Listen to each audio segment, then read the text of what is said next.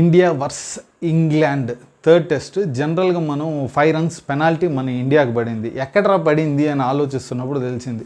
ఎందుకు పడిందిరా అంటే మన అశ్విన్ ఆయన పిచ్ పైన పరిగెత్తాడు, 3 సార్లు వార్నింగ్ ఇచ్చి 3సారి 5 రన్లు అయితే మనకి పెనాల్టీ వేశారు. అది ఎక్కడ వచ్చిందిరా అంటే ఇంగ్లాండ్ బ్యాటింగ్ రంగానే వాళ్ళు ప్లస్ 5 రన్స్ నుంచే వాళ్ళు మొదలెట్టారు.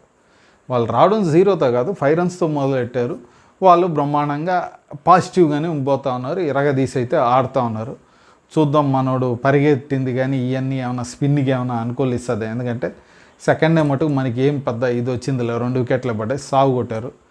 థర్డ్ డే ఏమన్నా వీళ్ళు వచ్చి వికెట్లు తీస్తారని. అశ్విన్కి అయితే ఒక వికెట్ పడింది కానీ సిరాజ్కి ఇంకో వికెట్ పడింది. చూద్దాం మనం థర్డ్ డే వాళ్ళని ఆల్అౌట్ చేసి మనం లీడ్ సంపాదించి సెకండ్ ఇన్నింగ్స్లో మనము ఏ రేంజ్ ఆడతాము అనేది. శుభ్మన్ గిల్కి అయితే మళ్ళీ వార్నింగ్ పడుతుందో ఏమో తెలియదు 4th మ్యాచ్కి. ఈసారి సరిగ్గా ఆడలేదంటే మనోడికి 8 ఖాయం.